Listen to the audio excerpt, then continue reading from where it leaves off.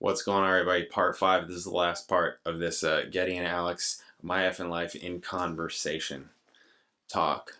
This is the last part. So far, lots of very funny interactions and funny jokes and talk and all that, with some things in between. Yeah. All right, let's do it. Bam. And then I think the first song you wrote was Beneath Between the Behind. Right, talk about after the first tour and the lyrics. You gotta write a very fast song to go along with it. Yeah, because that's easier for a singer.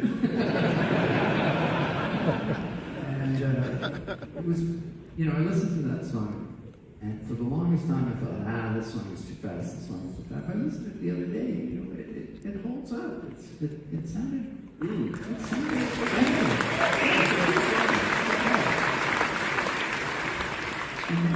That song was about, obviously, America, and he was just, channeling all the experiences we were having as a young band. Yep, and that's how he continued.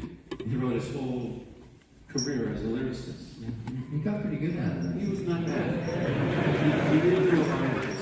A lot of words, of course, you eliminated from the songs in the early process, for good reason, by the way. But I thought him and I developed a pretty good relationship with lyrics. Yeah, sure. I had to express his thoughts, and I had to make them my own. And put them in the context of a singer. That's right. That's the other thing, a rock singer. Because I know his lyrics could sometimes be very, very deep, like very wordy, and something not easy to get the essence of. Maybe too complicated or complex. Well, we had to talk about it. But that's what I mean. You guys talked about it, and you would filter them in a way that they sounded like a song, like lyrics to a song instead of from a book or something. But as we grew, the three of us as writing partnerships, I thought he, right from the get-go, was pretty objective and ego-free when we had something to say about a lyric that he'd written. And I remember him saying, well, I was happy just to agree. I don't think I would have been so magnanimous about a part if he didn't like it. But we spent so much time in such close company and so much time laughing together that when it came to work, those things worked themselves out pretty easily, didn't they? It was pretty remarkable. Yeah. He became very open to any suggestions I would have to move, one part of the song here or whatnot, to change the lyrics, and he'd be happy to go back and work it as long as he didn't lose what he felt was important about the song's theme. And that was really a beautiful thing to be involved in a partnership like that. So, yeah, for sure. Yeah, it's like it becomes a challenge all of a sudden. How awesome that was. I think in 1976 was the first time we went. Yeah. And went to the UK and Sweden. And we were inseparable in that whole time. We were constantly on the go. Late at night, early in the morning. When we were in Japan in 1984, we didn't adjust to the time. We'd get up at 4 o'clock in the morning and meet downstairs and then go out in the streets and walk around in Nagoya for 4 or 5 hours. Yeah. It was great fun. Yeah. Yeah, lucky. Yeah, for sure. What do we do now? Do we want to talk about something else? I don't know, sort of beautiful. Anything? What you say? I don't speak that language. We're not here to play. We're here to talk. Yeah. Really, what are they going to play? Come on. It's insane. Free bird. Same thing. Maybe one day.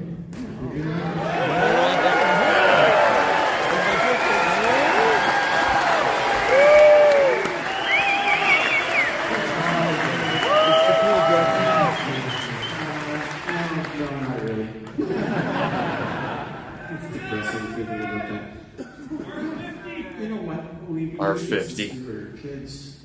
Yeah. Now we're older kids. So, yeah, maybe we'll do something. Talk so much about that. Because people get carried away. That's Yes. You know it. We might not be friends. Well, especially when we hear back what we've just said to them. Yeah. Yeah. We're not hanging out with that guy anymore. You have to say that. Geddy, pardon my interruption. We're not getting any younger.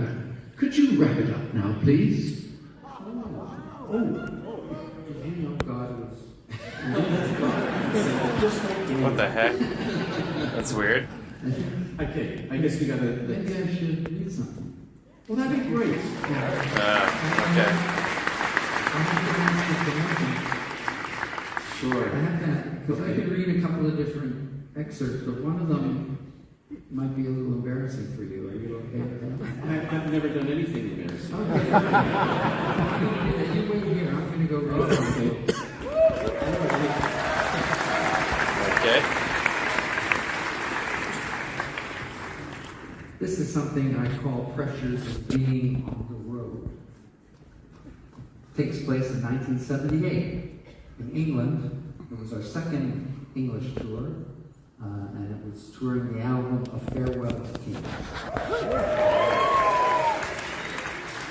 Our star continued to rise in 78. A Farewell to Kings was generally well received, and closer to the heart, even broke into the top 40 on UK radio. That was the year the Glasgow crowd blew us away singing along with the chorus. The first time anything like that had ever happened to us. We played 2 nights at the Apollo there, a classic old theater built in 1927 with Corinthian columns and a severe rake on the stage. Now, in thespian parlance, a raked stage is one that's tilted toward the audience. Hence the directive, put that down stage left, where I'm standing right now, and where I pretty much spent my entire life.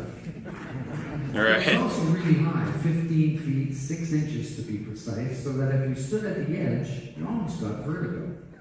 At face level opposite, there was a balcony that had been built to bounce up and down. And I can tell you those Glaswegians knew it.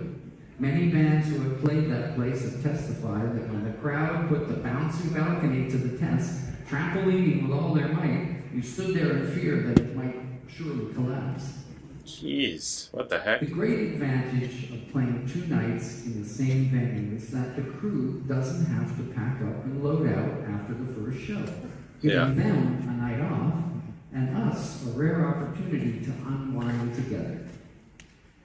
And so it was on February night in Manchester in 1978 that we convened in the bar of Piccadilly Hotel. For a while, Alex had not been very happy. His second son, Adrian, had been born the year before, and he was missing home big time. Out of the blue, he challenged our stage manager, Lurch, a towering man, 6'11" in height, and with a tough constitution, to a cognac drinking contest. Now, cognac is usually around 40% alcohol, and it's for sipping. No one in their right mind knocks at back in shots, but I think I counted a dozen rounds. Soon words were slurred, voices were raised, and when a clearly plastered Lurksy triumphantly slammed yet another glass on the table, he shattered it. I looked at Liam, his roadie, and Howard, our tour manager, and said, I think you better get him to his room. So they put their arms around him and suggested it was time for bed, not least because we had another gig to do the following night. Those of us remaining in the bar had a laugh about it, and then decided enough was enough for us too.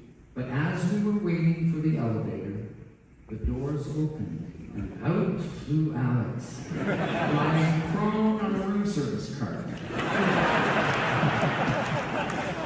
Cue more lunatic laughter, and once again, Liam and Hart rounded him up and escorted him to his room, which was next to mine. Sitting on my bed, I could hear shunting and crashing through the wall. like he was moving furniture around. I then heard him yelling out to the street, "Hey, England, you guys are stupid. All living 1,000 years ago. Hey, you, can you hear me?" I opened my window and leaned out and said, "Lurks, buddy, go to sleep. It's late. Go to sleep now." Dirk, can you believe this? These people are living 1,000 years ago. "Yeah, Lurksy, I know, but come on, close your window." I closed mine and I began undressing, but he kept calling my name. And then I heard more smashing sounds. He'd torn down the curtains and was soon leaning out his window, tapping on mine with the curtain rod. Don't go. Open your window. Half dazed now, I pulled back my curtains when the pane cracked apart, showering my room and me with splinters of glass. I looked down to see a 3-inch triangular shard stuck in my tighty whities, about an inch from my effing manhood. Gingerly, I removed it, and then heard scuffling in the hallway and hubbub all over the hotel floor. So I tiptoed over the broken glass to the door and looked through the people, in time to get a fisheye view of a nearly naked Alex running down the hallway with Hearns and Liam chasing after him. They were just hustling him back into the room when 2 security guards charged out of the elevator and banged on his door. He opened up, the curtain draped over him like a gauzy toga, obstinately denying that he'd been making a disturbance. He swerved and said, "Well, I just don't give a shit." And he spat on one of us. Yeah, we all cringed, mortified. Hearns did his best to placate them, earnestly apologizing and promising to sort it all out. He urged them to talk it over in my room, but when I opened the door, there for all to see was glass strewn across the carpet. Somehow, Hearns got them down to the manager's office, reassuring them of our normally upstanding character, and promising to pay for the damages, and saved us from being booted out in the middle of the night. While I curled up under the blankets in that room, with no window, splinters everywhere, fell asleep as the cool February air. The next day, poor Al was so embarrassed and humiliated, to put it mildly. And even though we knew it was just one of those things that happens when a person's at breaking point, in a fragile state, we left to do our second show. When we returned, we went up to each and every employee, shook their hands, and apologized, like a good Canadian boy.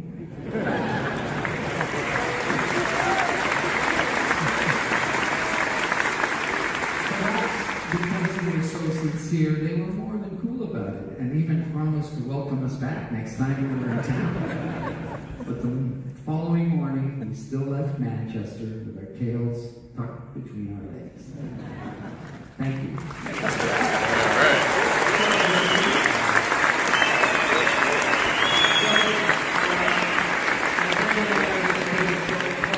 We're going to have a little 15-minute recess and have a glass of water. In the meantime, there's a little trailer that talks about something else that I've been up to lately, but we'll see you for part 2 soon. Thank you. Okay. So we're only watching part 1. I didn't see a part 2. Anybody home? Welcome to a different music show. Beautiful. I'm trying to show the world that a bass player can do anything. Okay. Yeah, and this is his whole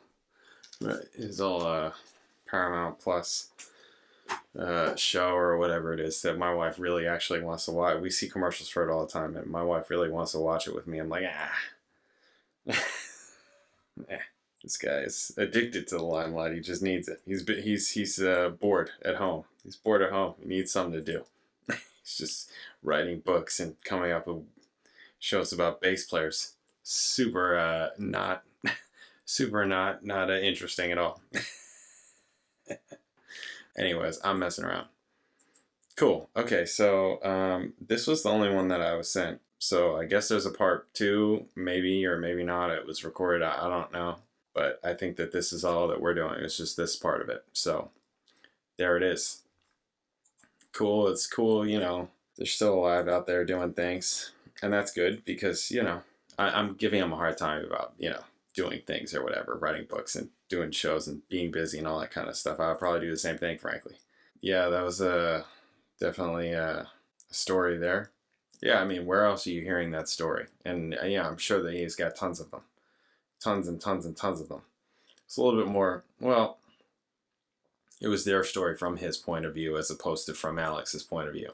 You know, but as they're saying, it's just, they're so intertwined that they're part of the story, you know, like for better or worse, they're part of each other. Well, for better, really.